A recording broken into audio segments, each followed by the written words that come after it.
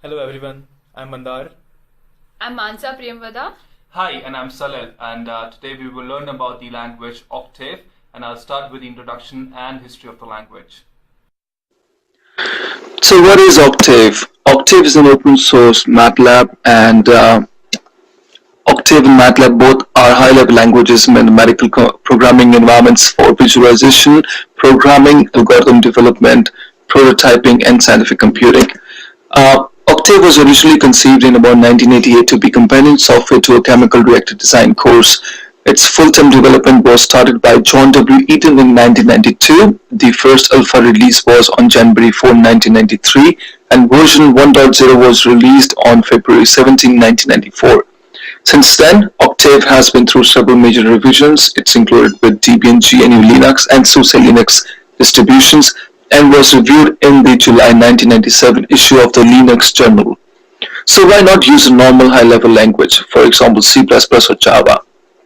Solutions to mathematical problems take time to program using C++ or Java, and the language does not natively support many mathematical concepts or displaying graphics.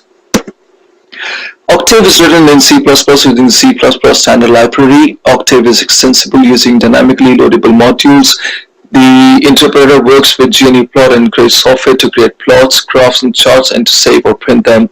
The versions 3.8.0 and later include a GUI, and in addition to the traditional CLI. It is a structured programming language and supports many common C, standard library functions, and also certain Unix system calls and functions. It does not support passing arguments by reference. Octave programmers consist of list of function calls or script. The syntax is matrix-based and provides various functions for matrix operations. It supports various data structures and allows object-oriented programming. Octave uses an interpreter to execute the Octave scripting language. Octave has now included the GIT in its new versions, and the website says that the Octave is the GIT compiler is a very new feature in Octave, and not all valid Octave statements can currently be accelerated.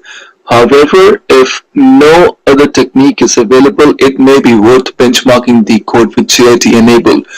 The function GIT enable is used to turn compilation on or off, and here's the example how to enable the GIT on Octave. Continuing with the presentation about the Octave, let's do the comparison and context of Octave. The C-cell auto increment and assignment operator is supported in Octave, but MATLAB does not support it. The temporaries, Octave and MATLAB support temporary expressions, except the one mentioned in row 3. Product of Booleans, MATLAB R2011B and Octave 3.6.4 responds differently when computing the product of Boolean values. In MATLAB, prod is only supported for floating point input. Margin returns the number of input arguments of a function. MATLAB R2011B will not allow the following, the Octave will. Startup.m, MATLAB will execute a file named startup.m in the directory it was called from and on the command line. Octave does not. It will, however, execute a file named .octave rc, which can be edited to execute existing files. This means that .octave rc can be edited to look for and execute a startup.m file. The syntax single quote ABC colon single quote ABC is allowed in Octave, which would return 2 cross 3 matrix.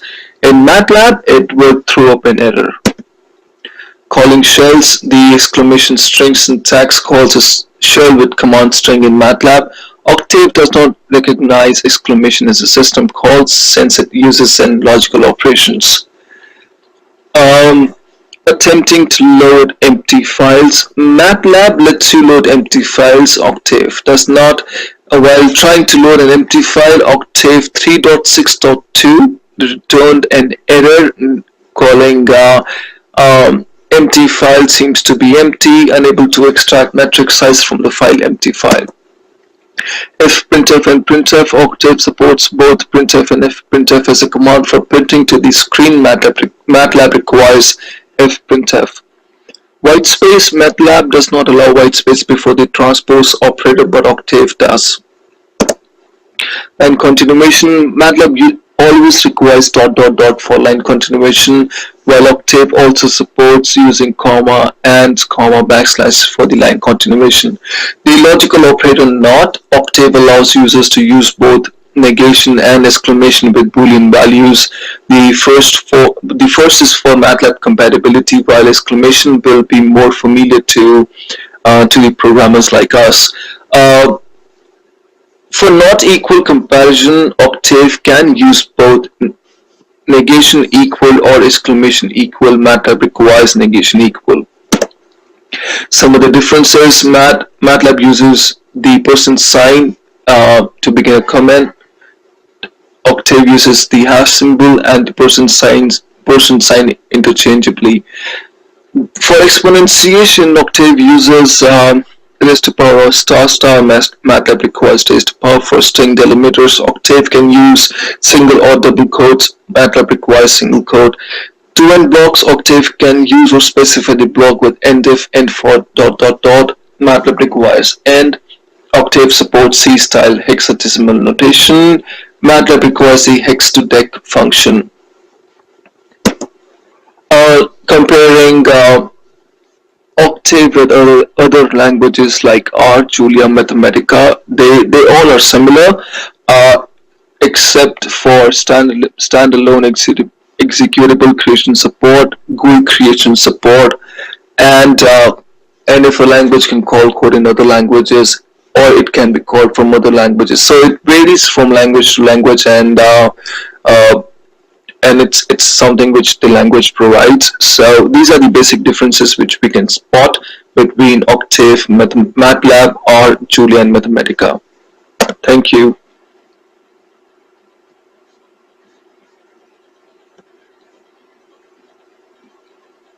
Octave has a wide usage as far as teaching, research, and commercial applications are concerned, and some of the most important ones include statistical applications, interpolation, signal processing, image processing, and audio processing. So let's start with the statistical applications. Octave has support for various statistical methods like mean, median, ranks, cut, etc. Mean of x dimension and option. In this method, x is a vector and it computes the mean of the elements of x.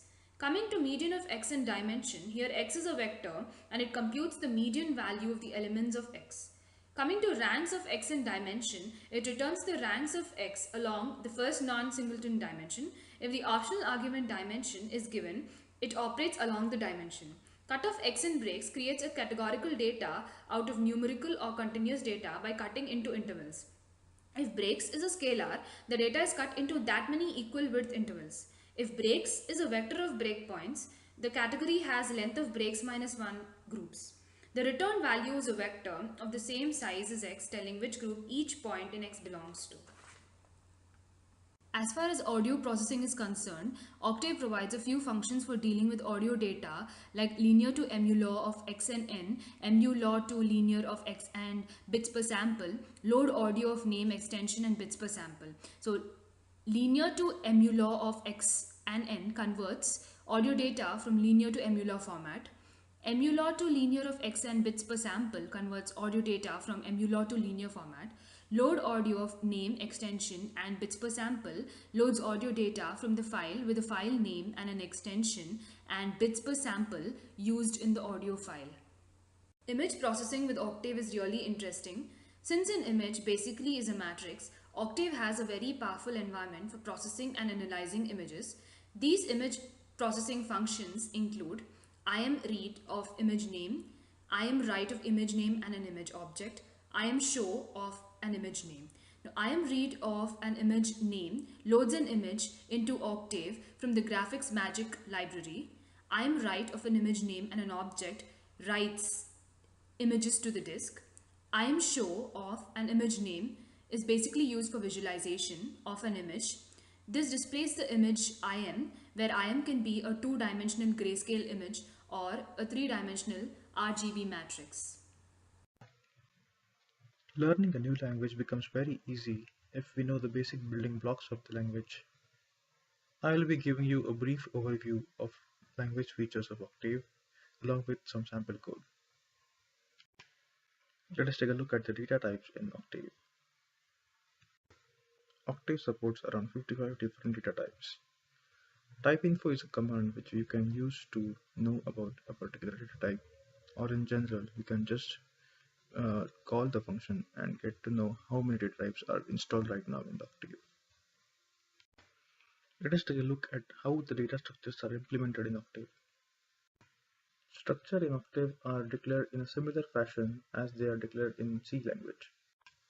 As you can see, I am assigning x.a equal to 1, which is an integer, x.b equal to a matrix, and x.3 as a string. And when you try to print that x, you can see a scalar structure built with the values which you put. There is a very good feature in Octave which you can use to create structures inside structures. As you can see in the code, I am creating x.a equal to 1, which is an integer, x.b.t equal to 7, which is a structure, and x.c equal to string. When you try to print x, it gives you two structures. One is x and one which b, which we created.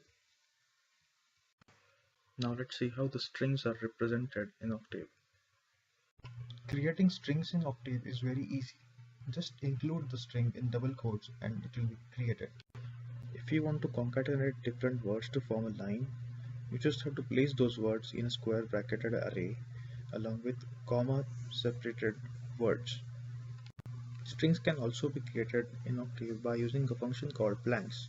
As you can see in the code, I am passing an argument 10 to the blanks function, which creates a blank string for me with 10 characters.